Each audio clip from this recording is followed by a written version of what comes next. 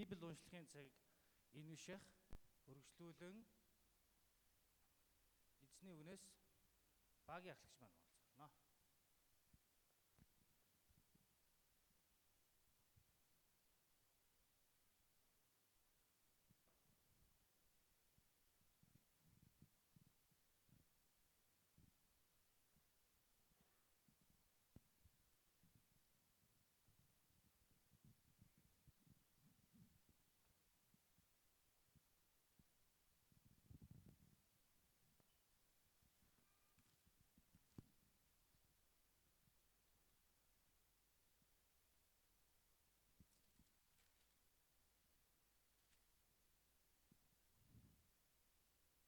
Өнөөдрийн та өнөөдрийн амар амгалан гайлтгая. Өнөөдөр 1-р Тимот 3-ын чуулганы үйлчлэгчдийн чадвар гэсэн 8-аас 16 дахь хэсгийг дуустал унших юм байна. Чуулганы үйлчлэгчдийн чадвар. Үйлчлэн үйлчлэгчд хүндтэй хоёрдмол үгтэй бос дарсан чундгүй эдийн шуналгүй итгэлийн нууцыг цэвэр мэс чанараар сахдаг байх ёстой. Эхлээд тэд салгагдаг. Тэгээд гин зэмгүй аваас өөрчлөг. Түүнчлэн эмэгтэйчүүд хүндтэй гүтгэгч бос дэвчээртэй бүгдд итгэмжтэй байх ёстой. Үйлчлэгчд нэг эхнэрийн нөхөр хүүхдүүдтэй болон гэр бүлээ сайн захирдаг байг. Учир нь онц үйлчилсэн сайн байр суурь ба Христ Есүс дэх итгэлдээ үлэмж зоригийг олж авдаг. Бидний итгэл сүсгийн нууц удахгүй чам дээр очино гэж найдан итгэлийг бий бичиж байна. Хэрв би саатвал үнний багнаа суур болсон амьд бурхны чуулган болох бурхны гэр бүл дотор хэрхэн бие авч явах учиртайг чи мэдэх ёстой. Итгэл сүсгийн нууц агуун эргэлзээгүй. Махбод дээр ижлэгдсэн тэр сүнс дотор зөвтгөгдсөн Тэнгэр элч нарт үзэгдсэн тэр харийнханд ч тунгалгдсан ертөнцид итгэгдсэн тэр сүр алдраар дээш өргөгдсөн. Амен.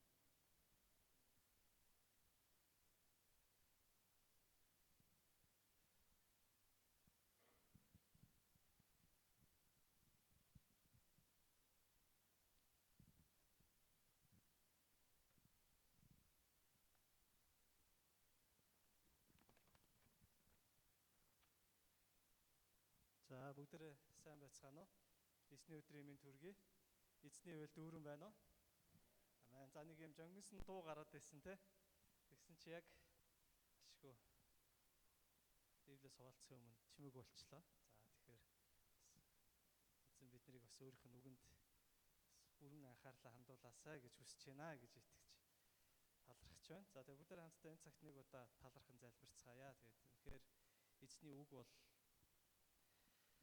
бидний замдах гэрэл, бидний хөлдөх дэнлүү гэж Библиэлд хэлсэн байдаг. Тэгээд заримдаа энэ нийгэм дээр хаашаа явж байгааг нь мэддэхгүй харанхуй газар яваад байгаа юм шиг санагдахгүй байдаг ч гэсэн. Эзний үг бол бидний замыг гэрэлтүүлдэг юм аа. Тэгээд бүгдээр хамтдаа энэ цагт эзний үгийн төлөө залбирцгаая. Эзэн минь таны энэ үгийн гэрэлд би алхахыг хүсэж байна. Таны энэ үгийн гэрэлд бас би өөрийгөө харахыг хүсэж байна. Өөрийнхөө амьдралыг харахыг хүсэж байна гэж. Тэгээд та энэ үгийнхаа гэрлээр намайг хөтлөн дагуулаач. Бүгдээр хамтдаа энэ цагт нэг удаа эзний өмнө залбирцгаая.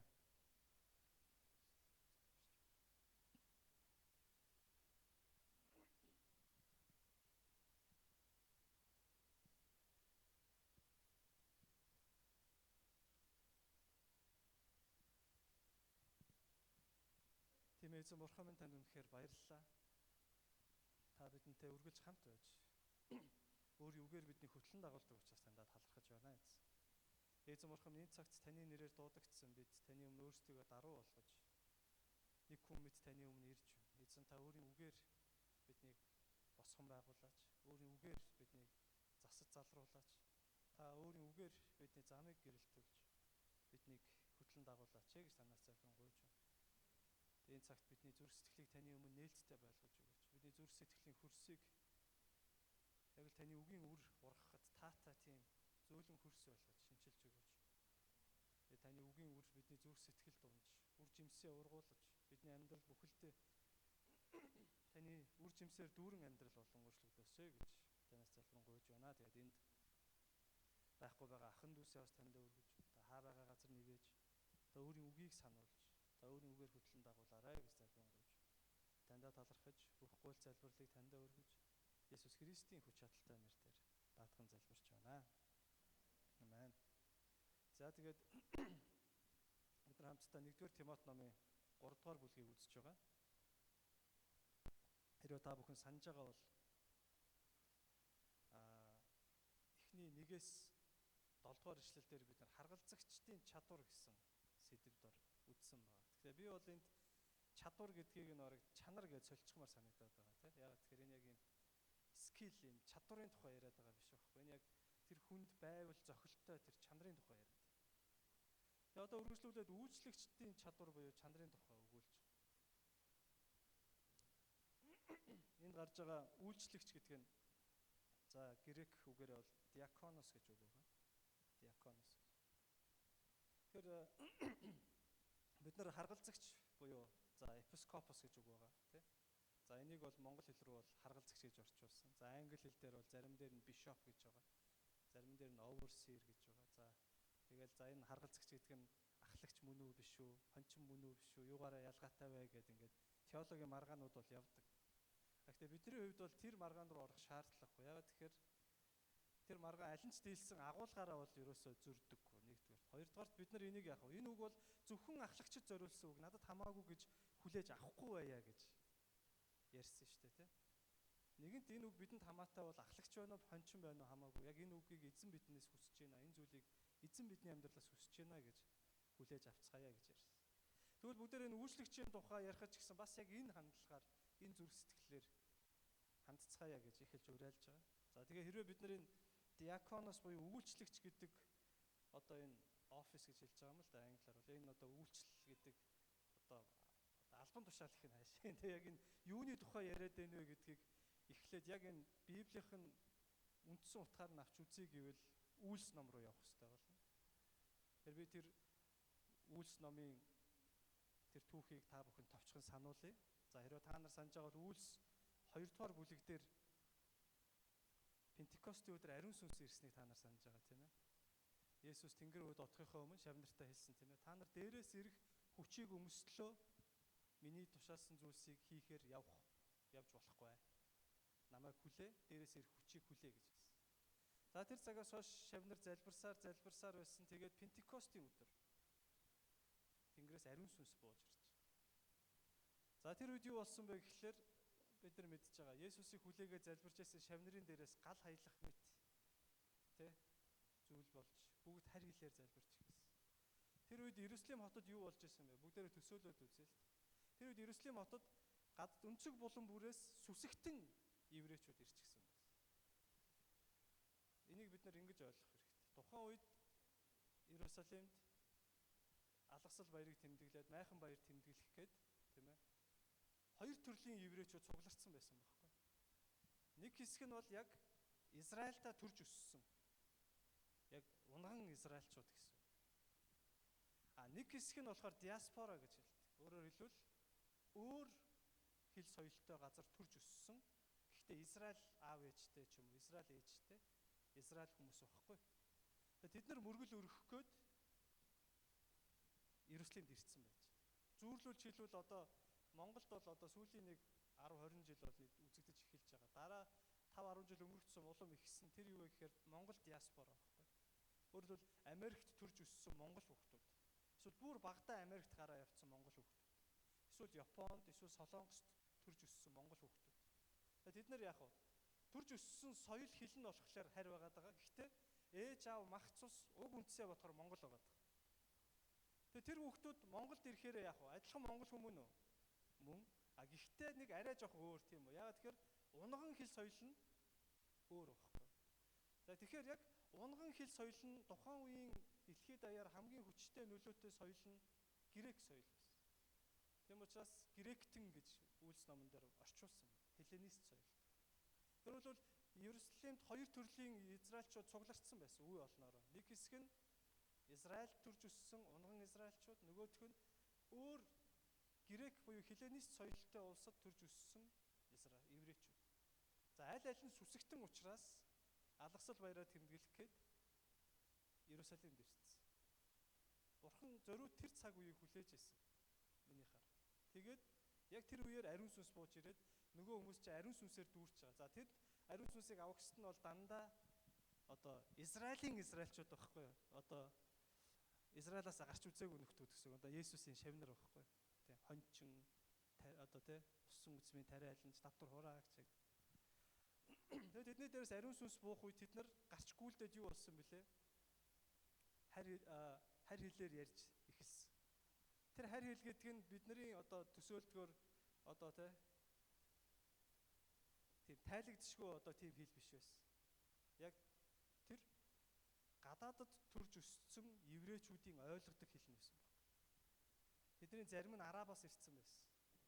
Тэдний зарим нь яг уу Ромоос ирсэн байсан. Энд хэлсэн байгаа шүү дээ. Зарим нь Каппадокоос, зарим нь Понтос, Фругаас, Памфулаас, Египтээс, Курийн хавийн Ливийн хэсгээс, Кретчүүд, Арабчууд, тэ янз бүрийн газар одоо манайхаар бол Солонгост төрж өссөн монголчууд, Японд төрж өссөн монголчууд, Америкт төрж өссөн монголчууд, Германд төрж өссөн монголчууд байсан чинь яг уу Монголоосоо гарч үзээгүй ямар ч гадаад хэл заалгаж байгаагүй нэг монгол нөхөр ариун сүнсээр дүүрэнгуудаа солонгосоор ярьж эхэлж байгаа байхгүй.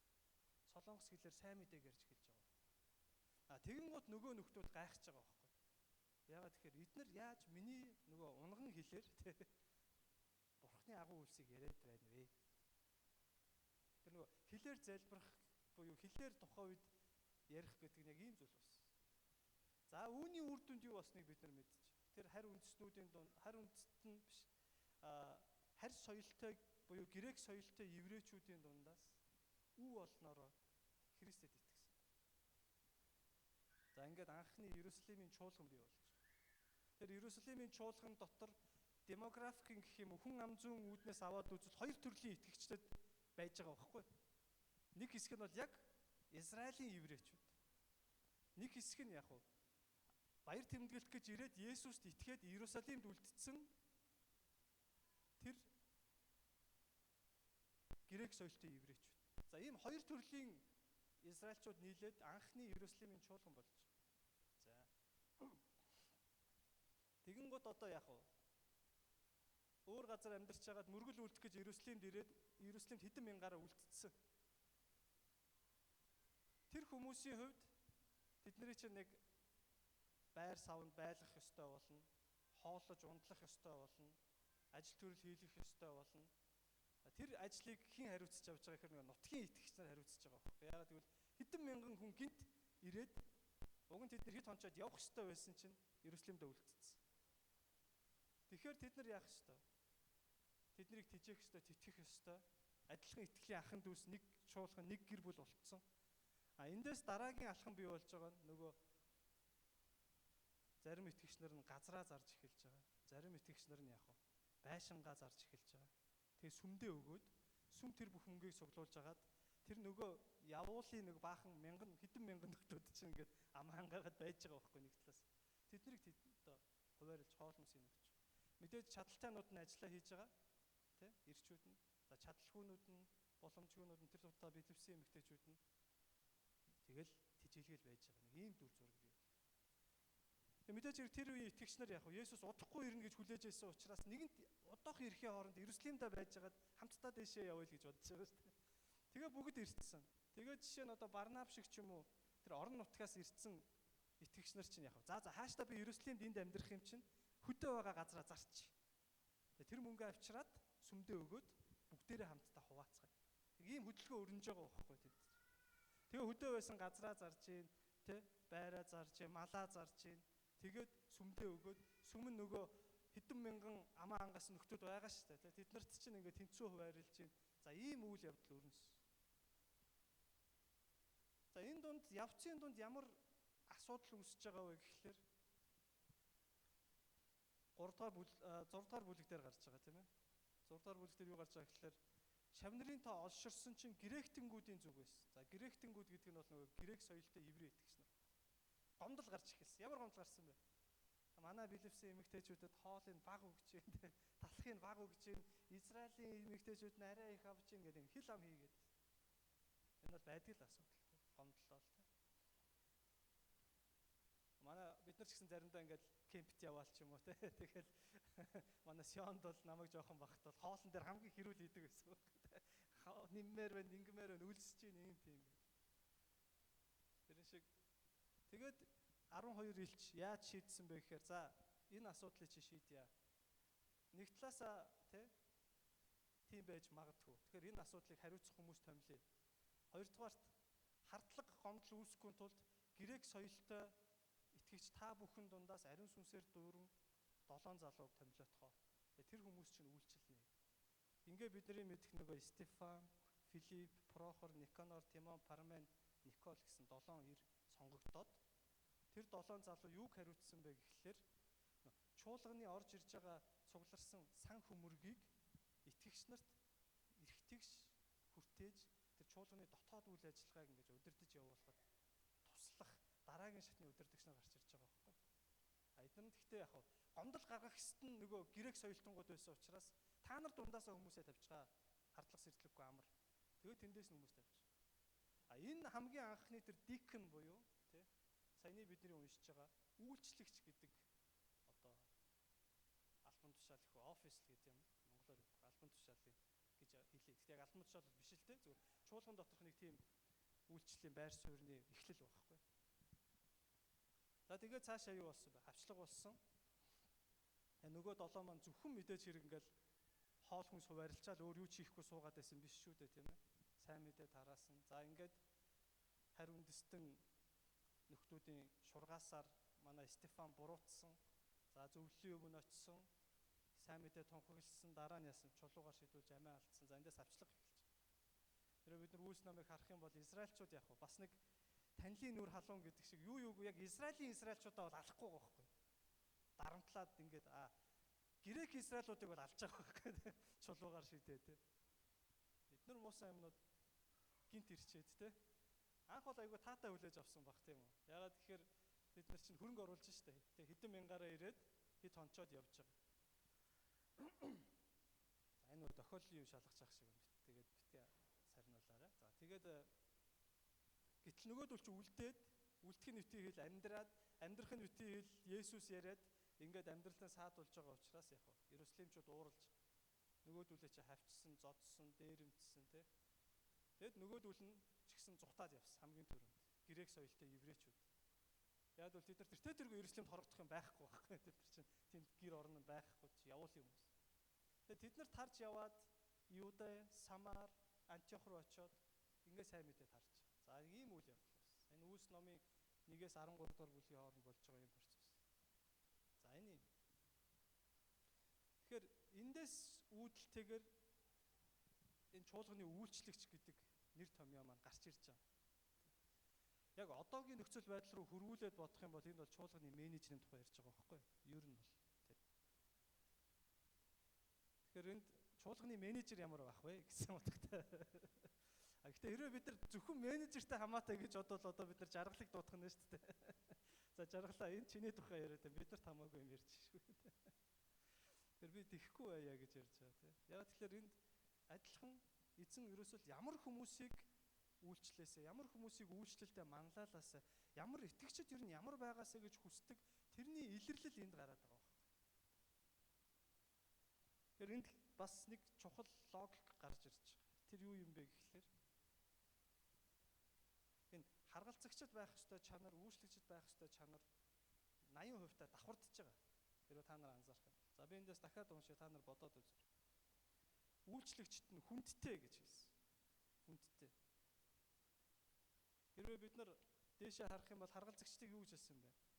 Хүндэтгэгдсэн гэж хэлж байгаа тийм. Тэр нэр адилхан давхардж байгаа байна. Цаашаа хэлсэн. Хоёр дахь үгтэй бус. За энэ бол гараагүй давхардаагүй байна. Дарсан ч ундаггүй. За энэ давхарцсан уу? Давхарцсан. Дарсанд үл шимтгч гэж 3 дугаар эшлэлээр байна. Эдийн шуналгүй. За 3 дугаар эшлэлээр мөнгөн шуналгүй гэж байгаа тийм давхарцж байна. Итгэлийн нууцыг цэвэр мэс чанараар сахидаг байх ёстой. За энэ давхартайг байна. Тэд шалгагдаг гим зэмгүй аваас үйлчлэг 10 дугаар эшлэл. За харгалзагчдаар энийг юу гэж хэлсэн? Өөс ивгүй гэж хэлж байгаа тийм давхартж байна. За түүнчлэн эмэгтэйчүүд. За энэ эмэгтэйчүүдийн тухай ярьж байгаа. За энэ 11 дугаар эшлэлийг түр алгасан. 12 дугаар эшлэлээр үргэлжлүүлээд нэг ихнэрийн нөхөр гэж хэлсэн. Давхардж байна уу? Давхардж байна. 2 дугаар эшлэлээр тийм ээ нэг ихнэрийн нөхөр гэж. Хүүхдүүдээ болон гэр бүлээ сайн захирдаг гэж хэлсэн. Энэ давхардж байна уу? 4 дугаар эшлэлээр тийм ээ. Бүхэл хүндлэлд ор хүүхдүүдээ захирдаг, өөрийн гэрийг сайн захирдаг байх ёстой. Тэрэнд үндсэндээ хоёр өөр төрлийн үйлчлэгчийн тухай яриад байгаа боловч Бурхан аль алиас нь адилхан зүйлийг шаардаад байгаа байхгүй. Ер нь бол яг бид нар детальчлаад оруулах ганц хоёр үг, ганц хоёр зүйл заалт гэх юм уу те өөр байна. А бусдаар бол яг давхардж байгаа байхгүй. Эн чинь юу хэлээд байна гэхээр Бурхан харгалзагчч бай, үйлчлэгчч бай, бүх итгэгчдээс яг энэ нийтлэг зүйлийг хүсээд байна гэдэг нь харагдаж байна. Энэ давхардсан ерөнхийдөө үйлчлэгчээс 8 зүйлийг шаардсан байна. Хэрвээ бид нар тоолох юм бол эндээс 6 давхардж байна. За давхардсныг би дахиад дур. Хүндэтгэлтэй, дарсан чундаггүй, эдийн шуналгүй, гим зэмгүй, нэг ихнэрийн нөхөр, гэр бүлээ болон хүүхдүүдээ сайн захирдаг гэж. Бурхан яг энэ чанарыг яг харгалзагчаас ч хүсэж байна, үйлчлэгчээс ч хүсэж байна. Тэгэнгუთ бид нар би харгалзагч биш, үйлчлэгч биш учраас надад хамаагүй гэж хэлвэл яг болохгүй гэсэн. Яг л хэрвээ ингэж авч үзэх юм бол энэ агуулгаар айгүй том асуудал руу орж. Яг л Библиэд юу гэж хэлсэн бэ гэхээр чуулган бол Христийн бие гэж хэлж байгаа байхгүй. Биетэй адилхан гэж хэлээгүй, шууд бие гэж хэлсэн. Тэгээд энэ бие яг бүхэлдээ хөдөлж, амьсгалж, үйлчилж, өсөж явах хэрэгтэй. Зөвхөн нэгтэл нь биш. Хүний бие ч гэсэн адилхан биз дээ, тийм? Хэрвээ хүүхэд эрүүл сарвал өсч байж жэвэл яг л бүх бие нь адилхан өсөж томорт. Тэгэхээр тэр хүүхэд аркеттэй ч юм уу ямар нэгэн асуудалтай D витамины дутагдaltaй болоод ирвэл яг хөлн майг болоо толгойн томроод ингээ өсөлт нь юм жигд биш болчихдог. Эсвэл хин нэгэн хүн байж байгаа тал цус харавчвал яадаг. Нэг хэсэг нь хэвэн ажиллаад нэг хэсэг нь хөшинг болчих. Тэр хүн бол яг эрүүл сарвал байхад хэцүү. Яг тэрнтэй адилхан хэрвээ бид нар чуулганы энэ үйлчлэлийг чуулганы үйлчлэлт их оролцоог зөвхөн үйлчлэгч, пастор, ахлагчтай л холбоотой гэж бодох юм бол энэ яг саачсан хүн шиг байхгүй. Нэг хэсэг нь хөдлөн, нэг хэсэг нь хөдлөхгүй гэсэн утгатай болчих. Энэ менталит хандлага гүнзгийрэх юм бол ямар хэлбэр рүү шилждэг вэ гэхлээр чуулганы амьдрал чинь нэг үйлчлэгч цөөх, үйлчлүүлэгч олонх гэсэн ийм пропорц руу орчиж. Тэгээ энэ нь ямар сөрөг үр дагавартай вэ гэхээр нэг хэсэг нь нөгөө урд гараал, үйлчлээл, урайлал ингээд байдаг. Нэг хэсэг нь болохоор яг нэг үзэгчийн байр суурьтай, үйлчлүүлэгчийн байр суурьтай болчихдог. Тэгээд нэг хэсэгтээ нөгөө урд гарч байгаа, үйлчилж байгаа хэсэг нэг бол яг уу дандаа урд гараад ингээд ахаар хүн лимчин магадгүй тий жоохон бардан болно, жоохон бие тоож магадгүй тий. Эсвэл эсэргээр би дандаа урд гарч ин би ядарч ин тий нуруугаа авч болно. Нөгөө талд үзэгчд бас хүн лимчин тий. Энэ болж ин энэ болохгүй, энэ таалагдчих, энэ таалагдахгүй байна тий. Яг ийм эрүүл биш харилцаанд ороод ирэхлээр чуулган өөрөө яг саачсан хүн шиг болчих. Тал харавсан хүн шиг болчих. Тийм учраас бид нар үйлчлэлийг өмчлөе, бүгдээрээ үйлчлцгээе гэд урайлаад байгаа юм очирт. Бид нар намар нэг удаа үйлчлэгч нарын цугларалтай хийдэг биз дээ, тий. Тэнд ингээд хараад байхад манай цуглааны нэг 60-70% нь очсон байдаг байхгүй. Энэ бол айгүй сайн үзэгдэл байхгүй. Яг л манай чуулганы 60-70% нь идэвхтэй ингээд үйлчилж ийн гэсэн үг байхгүй. Чуулган дээр. За би бол чуулган дээр хүүчлийн тухай ярьж шүү. Мэдээж бид нэр ажлын талбар дээр, гэр бүл дээр бүгдээрээ л эзэнд үйлчилж байгаа л гэсэн итгэлээр хийж. Тэгэхээр миний энд бас давхар хэлэх гэж байгаа санаа юу юм бэхээр энэ 60-70% маань 100 руу хэдий чинээ ойртон төдий чинээ л сайн гэсэн үг. Яг л тэр хүний бие бүхэлдээ хөдөлж өсөж ирүүл байгаатай адилхан чуулганы бүх итгэгч бүгдээрээ л эрвийхээрээ бие биендээ үйлчилж, бие бинийгээ босгон байгуулж, бие биендээ үгийг хуваалцаж, бие биенийхээ төлөө залбирч, бие бинийгээ ятгах, бие бинийгээ зэмлэж, бие бинийгээ урамшуул хамт явах ёстой гэсэн. Тэгээ би яагаад энийг ярьж байгаа юм хэрэг энэ үйлчлэгч гэдэг хүн байх ёстой чанар нь ч гэсэн яг уу над тамаагүй жаргалтай хамаатай гэж болохгүй л гэдэг санаа хэлж. Тэр эндээс би хоёр зүйлийг нь давхардаагүй учраас онцолж хуваалцъя гэж бодож байна. 6 зүйл нь өмнөх нөгөө харгалзагчтай давхардцсан учраас заавал давхардуулж яриад яах вэ? Тэр хоёр зүйл нь давхардаагүй. Нэгдүгээр тэнд юу гэж хэлсэн бэ гэхээр 8 дугаар ишлэлээр үйлчлэгчт нь хүндтэй гэдэг нь бол давхардсан. Хоёрдмол үхтэй бус гэж хэлж байна. Хоёрдмол үхтэй бус. Харгалзагчтэр болохоор юу гэж хэлсэн бэхээр заах чадвартай гэж хэлж байна. За аль нь ч байсан ер нь хил ам яриатай холбоотой. Тэгээд үйлчлэгчийг нэгдүгürt юу гэж хэлсэн бэ гэхээр хоёрдмол үхтэй биш гэж хэлсэн. Өөрөөр хэлбэл итгэгч бид нарыг бурхан бас юу гэж хүсэж байна вэ гэхээр хоёрдмол үхтэй биш байгаарай. Тэр тусмаа чуулган дотроо чуулганыхаа амьдрал дээр бидний үг яриа би Паул хэлдэгчтэй заавал үгүй бол үгүй, тийм бол тийм, үгүй бол үгүй гэдэг ч тийм. Бидний үг яриа хоёрдмол биш байх хэрэгтэй тухай. Энэ харилцааг айгүй энгийн болгодог. Яг мэдээж монголчууд бид нар Аз хүмүүс учраас Аз хүмүүс бол барууныхан шиг тийм ил шулуун биш л дээ. Ер нь бас жоохон ингээд нэг биеийн хилэмжээрээ ч юм уу эсвэл нэг арай нэг ийм тойруу байдлаар санаагаа илэрхийлэх гээд байдаг. Энэ бол соёлын онцлог мөн. Энийг үгүйсгээгүй. Гэхдээ нэг зориуд нэг хоёр өөр юм яриад байдаг. Эсвэл зориуд яах вэ? Нэг давхар санаатай юм хэлээд байдаг ч юм уу те. Энэ чуулган доторх харилцаанд тийм зүйл шаардлагагүй гэж гэдэг агуулгаарыг хэлж байна гэж би бол тайлж ойлгож. Яагаад би энийг хэлж байна гэхээр яг хоёрдмол үг гэдгийг шууд ховж ив хоёр нүүр гэж ойлгвол энд маргаан байхгүй. Энэ дээр бүгд угаасаа нөв бид нар энэ тэр зүйлийг зөвшөөрөхгүй. Гэхдээ хоёрдмол үг гэдгийг арай жоохон саарал бүс рүү татаж авчираад давхар санаатай хэлэх гэдэг юм уу? Хор найруулах гэх юм уу? Улс төржүүлэх гэх юм уу? Одоо мэдэхгүй те. Ийм яриа гэж авч үзвэл бас чуулган дотор ийм зүйл хэрэггүй гэж хэлж байна. Би яагаад ингэж хэлж байгаа юм хэрэг би өөрөө улс төрийн албан тушаалтай учраас энэ улс төрч дунд сүүлийн 5 жил амьдарч байгаа байхгүй. Тэгээ тэнд яриа ямар байдгийг би ер нь айгүй сайн ойлгосон баг. Тэнд бол хизээч шулуун яриа байдаггүй. Нэг үгний цаана дор хаяж 2, дор хаяж шүү. Тэгээ 3 4 салаа авчиртай тий. Тэгээд чи ингэж байгаа үстэй хэр үгүй ээ гэд ингээд шал өөр юм руугаа мушигдаг тий ерөөсөө. Тим төвшөндөө бол өндөр хөгжсөн байл. Яг тэндээ тийм л юм байгаа үст. Тэрийг одоо юу гэдэг юм. Хэрэгцээ шаардлагатай цагаан худалч гэдэг юм одоо юу гэдэг янз бүрээр тайлбарж болно. Тэгээ тэрийг бол би маргахгүй яшиг. Тэгээ тэр тэгж ярих газар нь тэндээ байг. Харин чуулган дээр бид нар бие биентэйгээ харилцахдаа ерөөсөө л ил цагаан байя. Тэ? Хоёрдмол санаагүй байя. Тэ?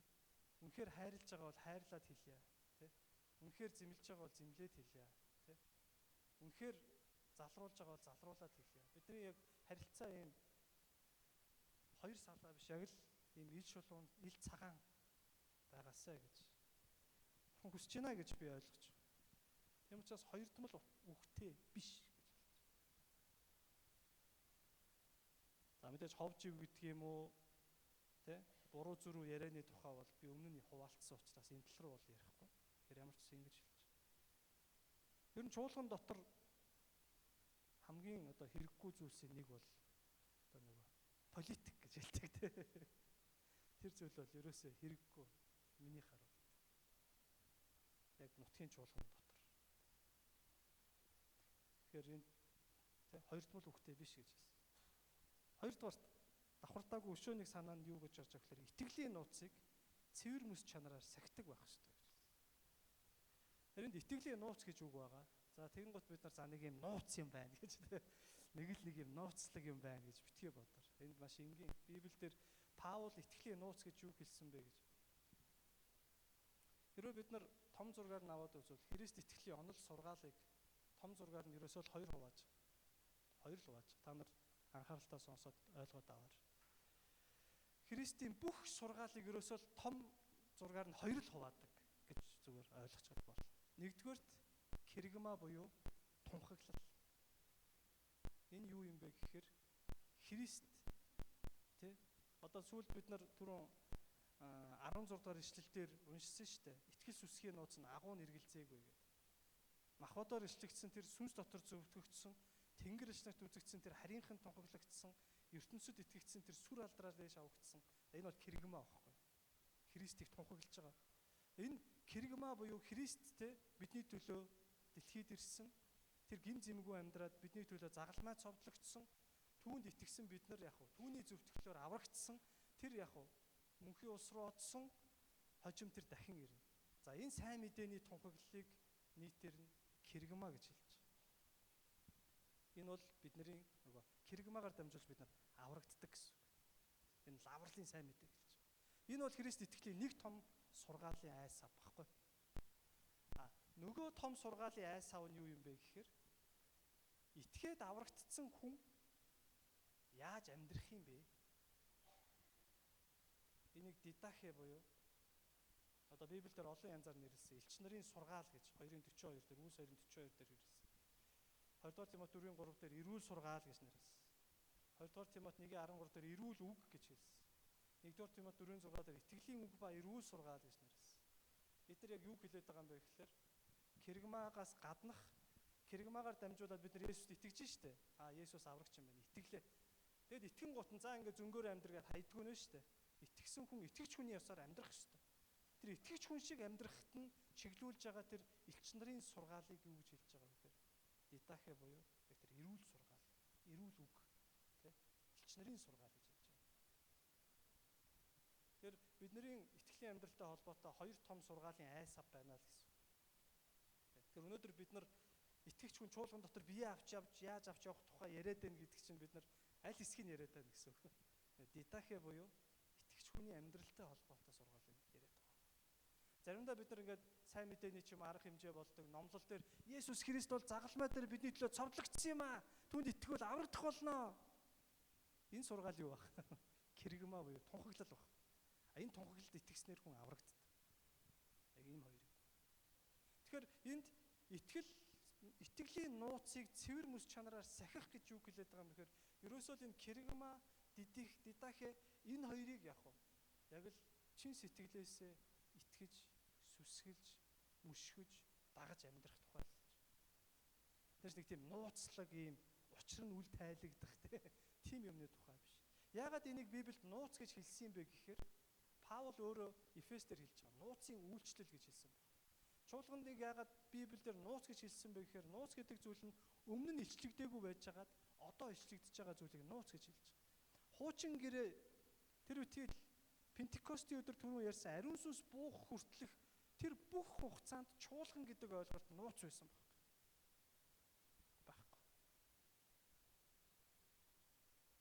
Хэрвээ бид нар сайн мэдээний 4 номыг унших юм бол ганцхан Матай номон дээр нэг л удаа Есүс нөгөө үхэгчдийн орны хаалга дийлэхгүй гэж нэг сургаал хэлдэг те. Энэ хатан дээр би чуулгана барина. Тэр чуулганы үхэгчдийн орны хаалга дийл. Ганцхан тэн дээр л чуулган гэж үг байгаа. Өөр Есүс хүртэл чуулганы тухай яриаггүй байна. Гэтэ чуулганы агуулгыг бол яриад байсан. Танаа ээж дүүнер чи ирчихээ гэсэн чи юу гэж хэлдэг вүлээ? Миний ээж дүүнер гэж юу? Миний үгийг сонсоод даган амьдарч байгаа тэр хүмүүс бол миний жинхэнэ ээж дүүнер юм а гэж Есүс. Энэ юу хэлээд вэ? Христ итгээд Бурхны гэр бүл болоод бид хамтдаа жинхэнэ Есүсийн гэр бүлийнхэн болох тухай ярьж байгаа. Гэхдээ чуулган гэдэг үг ашиглаагүй байхгүй. Яг л нууц байсан. Харин Пентекостийн өдөр ариун сүнс бууж ирснээр чуулган төрж байгаа.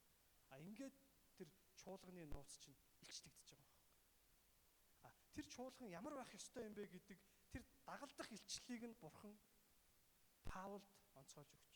Тэгээ Паул энэ захидлаар дамжуулаад тэр чуулган дотор бид нар бие яаж авчих ёстойг одоо бидэрт хэлж өгч байгаа. Тэр нууцыг энд хэлэхдээ итгэлийн нууц гэж тэр чуулгантай холбоотой тэ чуулган болсон бидэнд өгөгдсөн тэр сургаал номлолуудыг энийг чин сэтгэлээсээ дагдаг багт болчихж байна гэдгийг хэлээд байна. Тэгэхээр Бурхан биднээс юу хүсэж байна вэ гэж. Энэ зөвхөн үйлчлэгчтэй холбоотой би үйлчлдэг учраас надад холбоогүй гэж бүгдээрээ хэлэхгүй бай гэсэн. Бид бүгдтэй холбоотой гэж хүлээж авбал Бурхан хоёр зүйлийг нэмээд хүсэж байна. Өмнө бидний үзснээс гадна. Нэгдүгээрт бидний үг яриа хоёрдмол биш байя гэж. Ил цагаан байя. Тэ? Далд санаа агуулсан нууцлаг биш байя гэж. Нэг талаас. Нөгөө талаас бүгдээрээ яг энэ керигма дидахе гэж яг нөгөө грек нэрээр нь ингэж нөгөө теологийн нэршил учраас л шууд ашиглаад байгаа. Тэгэхээр энэ хоёр төрлийн онол сургаал, итгэлийн тэр сургаалыг бүгдээрээ үнэн сэтгэлээсээ дагаж тэ үнэн сүсэгтэн шиг дагаж амьдрцгаая л гэдгийг хэлж байна. Амен. Тэгээ энд нэг сонирхолтой хэсэг байгаа. 11-р эшлэлээр. Түнчлэн эмэгтэйчүүд гэж хэлсэн байхгүй. Энэ гарч байгаа эмэгтэйчүүд гэдэг үг нь Библиэлд хоёр янзаар ашиглагдаад байгаа. Нэгдүгээрт эмэгтэйчүүд гэж ашиглагддаг. Библийн зарим хэсэгтэр эхнэрүүд гэж ашиглагддаг. Тэгэд яг энийг тэрнээс нь шалтгаалаад теологчид хоёр янзаар тайлбарладаг. Нэг бол эмэгтэй үйлчлэгч нарын тухай ярьж байна гэж тайлбарладаг. Нэг хэсэг нь энэ эрэгтэй үйлчлэгч нарын эхнэрүүдийн тухай ярьж байна гэж тайлбарладаг. Тэгээ энэ дээр айгүй маргадаг. Гэхдээ бид нар маргах шаардлагагүй байхгүй. Ягаад гэвэл түрүүс аль нь ч байлаа гэсэн энэ надад хамаатай гэж хүлээж авбал энэ эхнэрүүдэд хэлж гин үү, эмэгтэй ахлагч нарт хэлж гин үү тэр сонирм биш. Тэгвэл энд эмэгтэйчүүдэд хандаад бас хэлжээ. Тэгэхээр эмэгтэйчүүд минь те бүсгүйчүүд минь эхнэрүүд минь ээж нар минь тийм ээ. Та нар маань бас энд хэлж байгаа үгийг хүлээж аваарай те. Энд юу гэж хэлсэн бэ? Хүндтэй, түнчлэн эмэгтэйчүүд нь хүндтэй гүтгэгч биш. Төвчээртэй гэсэн байна. Төвчээртэй. Эмэгтэйчүүд бол маш төвчээртэй байх ёстой болтгоо л тоо. Эхнэрүүд ялангуяа те. Нөхрүүд бол бас жоохон заримдаа нэг нэмэлт хүүхэд шиг л байгаад байдаг. Яг одоо төвчээрээ гэж хүсэж байна. Төвчээртэй байгаарай гэсэн юм. Тэгээ юу гэж хэлсэн? Бүгдэд итгэмжтэй байгаарай гэж хэлсэн. Тэгээ би одоо энийг бол би дэлгэрүүлж тайлбарламааргүй байна. Ягаад тэгэхээр би өөрөө эрэгтэй хүн учраас эмэгтэйчүүдийг та нар итгэмжтэй бай гэж. Энийг эмэгтэйчүүд маань өөрсдөө тэгээ нөхөрлөлөөрөө ч юм уу ярилццгаана үстэй. Ямар ч байсан тий ингэж хэлсэн. Энэ бол эмэгтэйчүүдэд буюу эхнэрүүдэд эсвэл эмэгтэй үйлчлэгч нарт эсвэл эрэгтэй үйлчлэгч нарын эхнэрүүдэд тий хандаж хэлсэн сургаал. Тэгээ хамгийн сүүлд нэг гайхалтай зүйлийг хэлсэн 13 дугаар эшлэлээр юу гэж хэлсэн бэ гэхээр бид ийхүү энэ нүс чанаруудыг дагаж тээж тэгээ бие биендээ үйлчилснээр ямар үр дүнд хүрэх юм бэ гэдэг. Мэдээж хэрэг хэрвээ бид нар Эфесийг унших юм бол яг хончим багш сайн мэдээ тараагч те энэ үйлчлэлээр дамжуулаад Христийн бие яг үйлчлэлийн ажил бэлтгэгддэг тухай хэлсэн. Гэтэ энд илүү тэр үйлчилж байгаа хүнд өөрт нь өгөгддөг бенефит буюу ашиг тусын тухай хэлэхдээ хоёр зүйлийг хэлсэн. Энэ нэгдүгээр 13 дугаар эшлэлээр юу гэж хэлсэн бэ? Онц үйлчилсэн нь за хэрвээ бид нар чуулган бие биендээ онц сайн үйлчлэх юм бол яадаг гэж хэлсэн. Хоёр зүйлийг олж авдаг гинэ. Нэгдүгээр сайн байр суурийг олж авдаг гэж хэлсэн. Хоёрдугаар ч юу гэж хэлсэн? Христ Есүс дэх итгэлтэй үлэмж зоригийг олж авдаг юм аа гэж хэлсэн. Амен. Энэ үнэн үү? Үнэн шүү дээ. Мэдээж бид нар бие бинийгээ ажил дээрээ гэр бүлдээ эзэн зориулсан сэтгэлээр яаж үйлчилж байгааг бол тэр болгоод мэдэхгүй. Тэгээ бид нар чуулган дээрх үйлчлэлээр нь бид нар бие биенийхээ үйлчлэлийг голдуу хардаг. Гэхдээ бид нар ч гэсэн чуулган дээр үнэхээр итгэмжтэйгээр олон жил тууштай, зориулалттай үйлчилсэн итгэгчдийг хүн болгон хүндэлдэг үстэй. Тэр хүн сайн байр суурийг олдгоо. Олдог. Заавал мундаг үр дүн гаргаад те амар тийм үр дүнтэй үйлчлэснийг нь бид нар тэр болгон хардаг. Зүгээр л тэр хүний үйлчлэл, тууштай байдал, зориултыг харахтаа хүн болгон хүндэлдэг үстэй. Энд ч л хэлээд байгаа байхгүй. Сайн байр суурийг олж авдаг юм аа. Хэрвээ тэр хүн үнэхээр үнэн сэтгэлээсээ үйлчилж байгаа бол тэр хүний итгэлийн амьдрал, ажлын талбар, гэр бүл дээрээ ч гэсэн яг л тэр хандлага нь тэндээ байж байгаа. Тэгвэл тэр хүн тэндээ ч гэсэн яг ийм сайн байр суурийг олж авдаг л гэсэн. Ажил дээрээ, гэр бүл дээрээ, сүм чуулган дээрээ бусдад яг хүндлэгдэж байгаа, хүлээн зөвшөөрөгдөж байна. Яагаад тэгэхээр бид нар бусдын төлөө онц сайн үйлчлэнэ гэдэг чинь Есүсийг дуурайгаад байгаа байхгүй. Есүс юу гэж хэлсэн бэ гэхээр би үйлчлэхийн тулд биш, үйлчлүүлэхийн тулд биш, үйлчлэхийн тулд ирсэн юм аа гэж хэлсэн. Тэгэхээр бид нар бус бие биендээ тэгэж онц сайн үйлчилж, өөрийгөө зориулж, золиос гаргаж ингэж явах үедээ Есүсийг дуурайж. Тэг тэр Есүсийн үр жимс бидний амьдралаас яг тэр тийхүү харагдах үед өөрийн ирэхгүй яах вэ? Хүндлэлийг, сайн байр суурийг бий болгож байна. Хоёрдугаарт Христ Есүст их итгэл дотроо үлэмж, зориг олж авдаг юм аа гэж хэлсэн. Амен.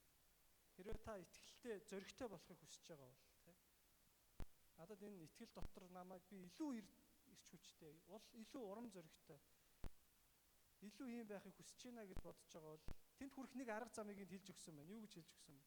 Үйлчил гэж хэлсэн. Хэрвээ сайн үйлчлэх юм бол хоёр зүйлийг та олж авнаа. Нэгдүгээрт та сайн байр суурийг, хүндлэлийг олж авна. Нөгөө талд та өөрөө урам зоригтой, тэ? Ир зоригтой болно гэж хэлсэн. Хэрвээ бид нар түрүүний түүхтэр яваад очих юм бол Стефаныг харж болж байгаа. Стефан яасан? Үйлчлэгч болсон, тэ? Ариун сүнсээр дүүрэн. Тэгээд гал цогтоо үйлчилсэн. Тэр үтэл яг өөрийг нь алхаас буцахгүй хэдэн зуун хүний өмнө зогсоод зоригтойгоор эзний үгийг тунхаглаж. Гинтийн гудамжинд явж яснаа амар зоригтой болоод тэ? Гинт ингээл алаад унсан гэж бодохгүй. Энэ хүн тэр хэмжээнд хүртлээ тэр чуулган дотор яг бусдыг босгон байгуулж, үйлчилж, тэ? Зохицуулж, тэ? Юу вэ? Хийх ёстой зүйлээ хийж явсан. Тэрний үр дүн бас энд гарч ирж байгаа. Тэгэхээр үрдэнгээчүүд та бүгдийгээ би энэ үйлчлэгчрийн чанар гэсэн хэсгээр дамжуулаад үйлчлэлд уриалж. Бүгдээрээ үйлчлцгээе. Яг саяны энд дурддагдж байгаа энэ чанаруудыг өшигцгөөё. Энэ чанаруудыг тээгээд бие биендээ үйлчлцгээе. Үйлчлэл гэдгийг хоёр талаар яриад байгаа тийм.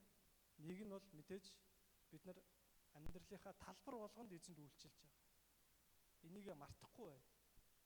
А гэхдээ нэгээр нөгөөг цохилдуулах гэдэг байхгүй бид нар заримдаа. Би ажил дээрээ үйлчилж байгаа учраас чуулгандаа үйлчлэхгүй гэхэд ингээд. Чи үйлчлээч гэхээр би ажил дээрээ маш их үйлчилж байгаа гэдэг. Тэгэхээр нэг талаасаа бид нар ажил дээрээ, гэр бүл дээрээ хийж хаа байгаа газараа эзний нэрээр хийж байгаа бүх юм маань үйлчлэл мөн үү мөн энийг бид нар үргэлжлүүлэн хийх ёстой. Гэхдээ нөгөө талд итгэлийн гэр бүл дотроо бие биендээ үйлчлэх. Бие бинийгээ босгон байгуулах. Яагаад тэгэхээр энд гарч байгаа үйлчлэгч гэдэг түрүү энэ одоо местний те их үндсийг бид нар ярьсан шүү дээ. Энэ чинь чуулган дотроо үйлчлэх зорилготойгоор бий болсон мест байгаа байхгүй те. Бүгдээрээ чуулган дотор бие биендээ үйлчлдэг байцгаая. Улам нэмэгдүүлцгээе. Тэгээд яах вэ? Энийний үр дүнд та сайн байр суурийг олж эзний өмнө, итгэлийн ах дүүсийнхаа өмнө, таныг таньж мэддэг хүмүүсийн өмнө та хүндэтгэлийг, сайн байр суурийг олж авна. Нөгөө талаас та дотроо эзний төлөө гэсэн тэр илүү дүрлэлтсэн тэр эрч хүчийг, урам зоригийг, эр зоригийг, гал халуун сэтгэлийг олж авна. Үйлчлүүлээл авсаар агаал дараа нь би амар үйлчлэнэ гэж тизээж тийм юм байдаг. Харин үйлчлсээр зориулсаар тэр дундаас яг улам илүү тэр хайраар, тэр зориултаар улам илүү дүүрж идэв. Энийг ч гэсэн Паул энд хэлсэн байна. Чуулганы амьдралтай холбогдуулж. Тэгэхээр би та бүгдийг уриалж байна. дараа жилийн намар, энэ жилийн намар тийм ээ 26-оны намар үйлчлэгч нарын одоо цугларалт болоход тийм үрдийн гигээчүүд бүгдээрээ тэнд очиосоо гэж хүсэж. Нэг ч хүн үлдэхгүй. Энэ нь юу гэсэн үг юм бэ? Та чуулганыхаа амьдралд бодтойгоор хувь нэмрээ оруулж байна л гэсэн. Үүнийг хүсээд байгаа. Ингэжээж бид нар сая нөгөө саажилтгүй бие шиг ингээд бүрэн хөдөлж байгаа юм. Ингэжээж чуулган дотор нөгөө энэ таалагдж байна, энэ таалагдахгүй байна, энэ гоё дуулж байна, энэ муухай дуулж байна, энэ гоё номлож байна, тэр муухай номлож, ийм юм бүр байхгүй болж. Тэгэхээр би үрдийн чуулган дотор маань яг ийм явган хэрэггүй яриа ер нь баг байдаггүй гэдэг шиг итгэж. Энэ юуны үр дүн юм бэ гэхээр үрдийн чуулган бид олон жилийн өмнөөс нөгөө үйлчлүүлэгч үзэгч те одоо юу гэдэг үйлчлэгээ үзүүлэгч гэдэг ийм хил цагийг байхгүй болохын төлөө явж ирсний үр дүн байна. Одоо энийг бүгдээрээ улам сайн зүйлээ хэвшүүлээд энэ бүгдээрээ үйлчлээд бие биенээ босгон байгуулад энэ дундаа яг сайн байр суурийг бие биенийхээ өмнө олж аваад энэ дундаа итгэл дотроо урамшаад зоригжоод ингээ хамтдаа урагшилцгаая гэж урьж байна. Амен. Амен. Тэгээ бүгд хамтдаа талархаад залбирая. Тэгэхээр өнөөдөр бас сурсан хэд хэдэн зүйлийг сурлаа. Итгэгч биднээс Бурхны хүсдэг хоёр нэмэлт зүйлийг мэдэж авлаа. Бас бие биендээ үйлчлцгээе гэж уриаллаа. Тэгээд энэ үйлчлэлийн үр дүнд яг хоёр ашиг тус бидэрт байдаг юм байна гэж сурлаа. Тэгээд бид нар хамтдаа залбирая. Ариун сүнс танд саяны сургаалаар дамжуулаад яг юуг онцгойлон сануулж тэр зүйлийг бариад бүгдээрээ хамтдаа дахин нэг удаа эзний өмнө залбирцгаая.